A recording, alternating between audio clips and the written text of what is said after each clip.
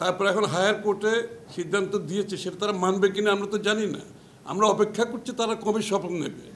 সুতরাং সেই অপেক্ষায় আমরা আছি। তারা তো এখনো বলে নাই যে কত তারিখে শপথ নেবে। না, আমরা এখানেও বলেছি যে আমরা আশা করি যে নিম্ন আদালত এবং হাইকোর্ট থেকে যে রায়টা দিয়েছে তাকে শ্রদ্ধা করে অনতিবিলম্বে শপথ দেওয়ার জন্য। কিন্তু যেহেতু আজকে এই রায়টা হয়েছে, আমরা এখনও সিদ্ধান্ত নিইনি যে আমরা এখান থেকে প্রত্যাহার হবে না এটা কন্টিনিউ করবে, এটা এখনো কিন্তু সিদ্ধান্ত হয়। সরকারের পক্ষ থেকে তো এখনো সরকারের পক্ষ থেকে কবে শপথ পড়াবে সেটা তো এখনো বলা হচ্ছে না, বলা হয় না।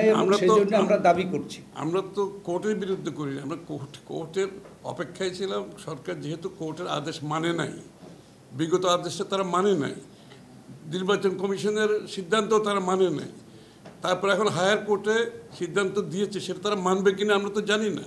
আমরা অপেক্ষা করছি তারা কবে শপথ নেবে। সুতরাং সেই অপেক্ষায় আমরা আছি। তারা তো এখনো বলে নাই যে কত তারিখে শপথ নেবে।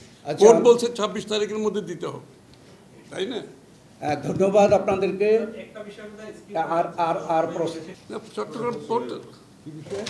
চট্টগ্রাম পোর্টের বিষয়টা পক্ষে বিপক্ষে বিষয় না এখানে। চট্টগ্রাম পোর্টের বিষয় হচ্ছে এটা একটা স্ট্র্যাটেজিক ডিসিশন, এটা একটা পলিটিক্যাল ডিসিশন। সুতরাং এই সিদ্ধান্তগুলো পলিটিক্যাল গভর্নমেন্ট থেকে আসতে হবে, সেটাই আমাদের বক্তব্য। It is a strategic decision এবং পলিটিক্যাল ডিসিশন। এখানে স্টেক হোল্ডার সমস্ত জাতির একটা মতামতের ব্যাপার আছে। সেই বিষয়ে আমরা বলছি এটা একটা নির্বাচিত সরকার ব্যতীত এই ধরনের সিদ্ধান্ত নেওয়া সঠিক নয়, ওইটাই আমাদের বক্তব্য। ধন্যবাদ আপনাদেরকে। না, আর প্রশ্ন নিতে পারবো না। ধন্যবাদ। আপনাদেরও সময় অনেক নিয়েছি আমরা। ধন্যবাদ আপনাদের।